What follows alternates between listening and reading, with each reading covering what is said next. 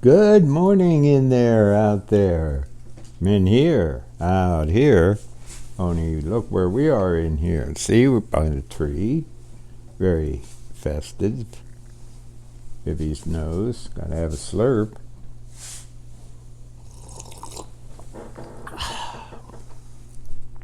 Welcome to the Sentimentalists. I'm Mark.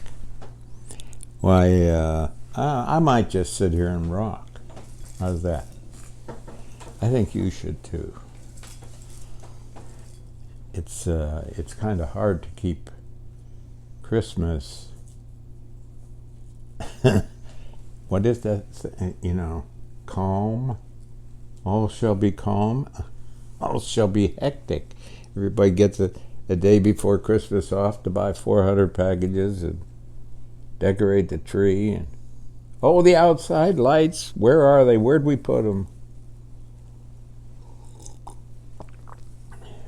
We have about 100 plus Santas that we put around upstairs, downstairs. Every time you turn around, ooh, there's a Santa checking up, seeing if you're naughty or nice.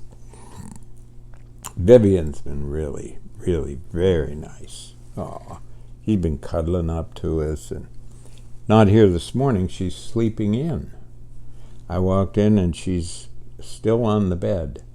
So it must be Christmas vacation in dog world too, huh? Do they sense that? Cats, of course, mostly want to undecorate the tree.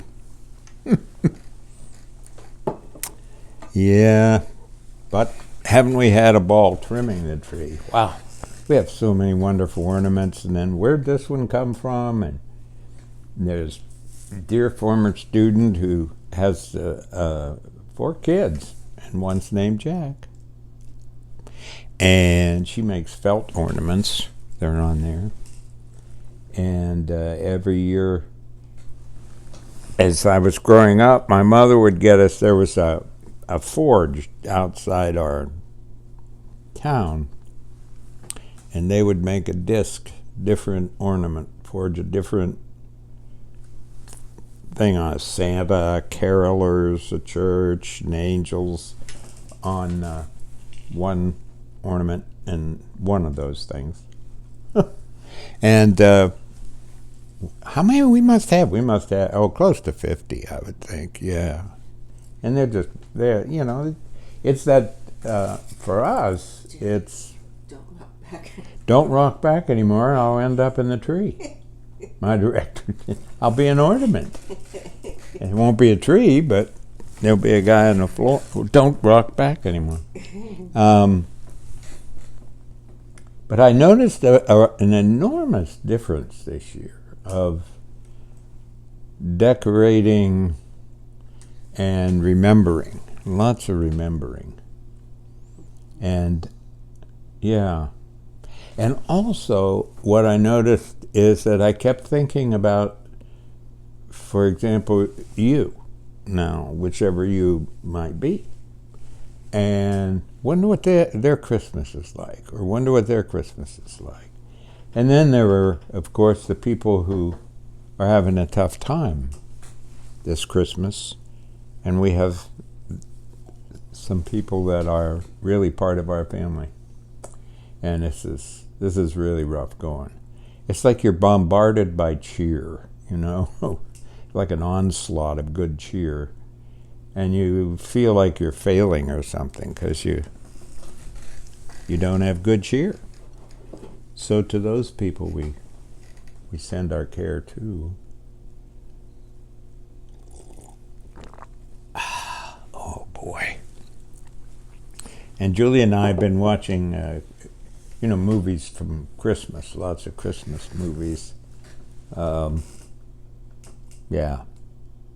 And of course the heartbreaking head of our country and the heartbreaking Christian school. I guess a lot of us are walking around just, I don't get it. I give up.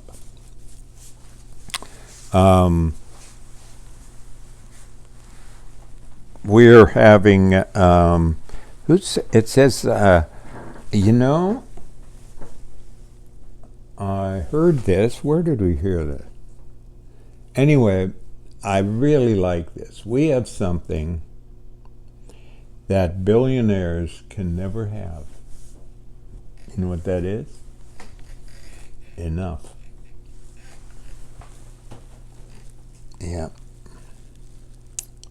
It's fun to go around town and see the contrast of different lights. You know, some people are all over the house and outside and on reindeer and other colors. Some are all white. Some of you are having your first Christmas, like Herb and Karen Niles. They're back home, moved back home from out in the LA area. And they introduced me to a writer, former newspaper writer, now has his own blog thing on, you can get, Chris Erskine. And he had a lovely Christmas one yesterday where he just listed, he listed all these, why don't we say just? He listed all these wonderful things that he realized at Christmas that are always here and just not necessarily overlooked, not necessarily taken for granted, but not really, you know. Yeah, good morning, plant. I really appreciate you.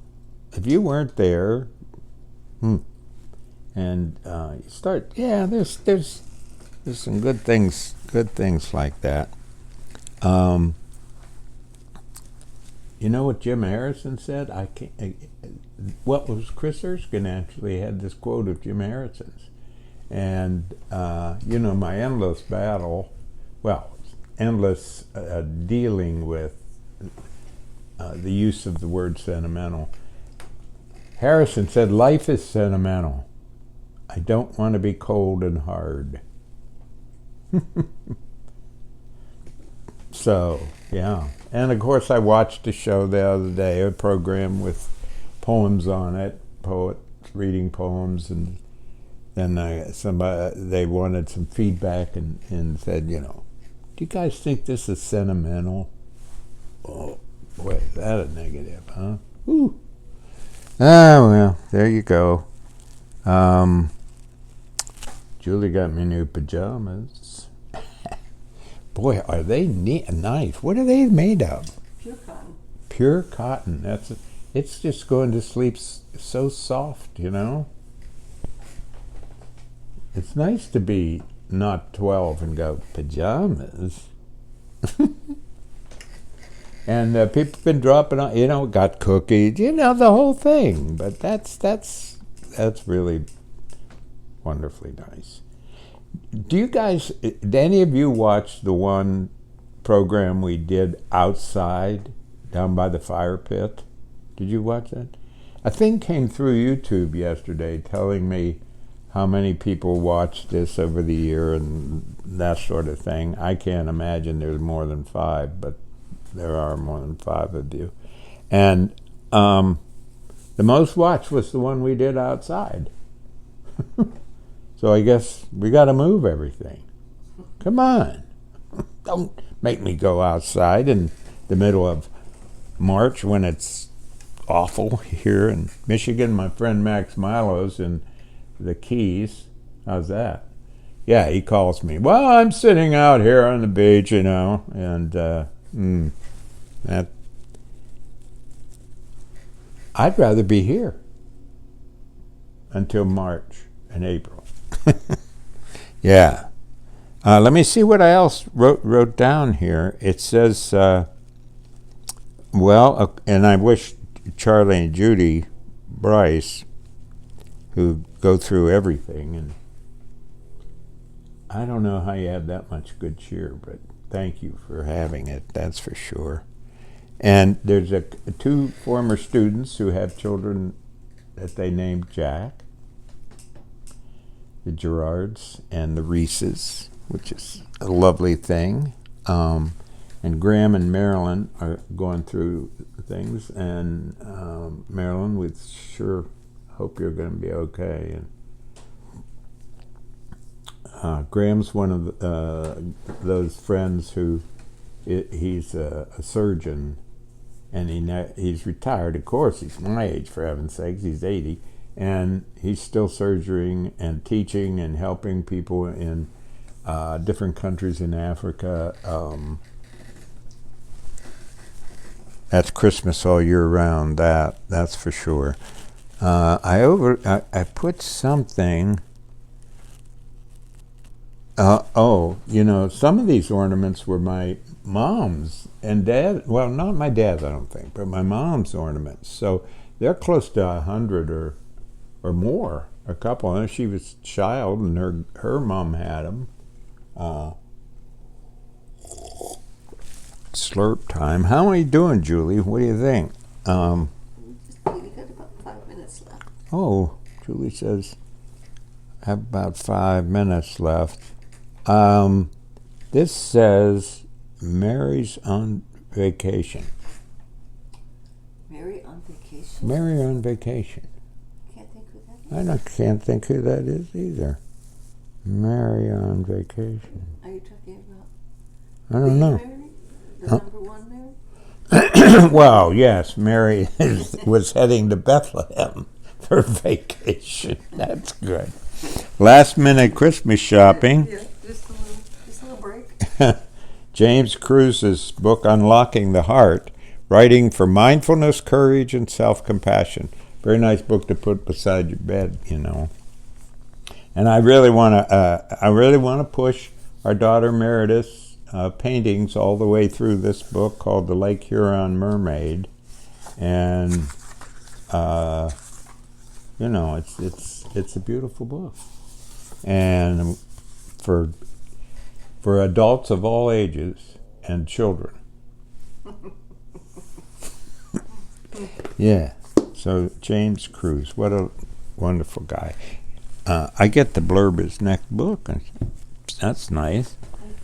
It's The Unfolding, Rosemary Tromer's powerful book and very comforting book, especially if you're having what I talked about, a difficulty time. I have 17 page markers in here, so I don't know which one I decided on.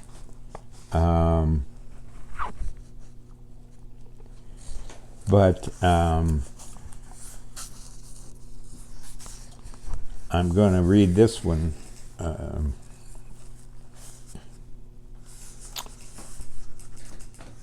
Presents you likely get all year. Love. Our dog, asleep on the comforter we tossed on the bed, just for him. The sound of the furnace. A fire in the fireplace. The temperature outside. My mother sleeping. That we are not grandparents. Tonight on ESPN, number 1 playing number 4. Well, that might not happen. One will lose. LED bulbs throughout the house. Too many books on the shelves. Early afternoon. 9 recordings of John Lee Hooker. The rakes in the garage. The shovels, too. Cacti along the south windowsill. The bed. The pillows on the bed.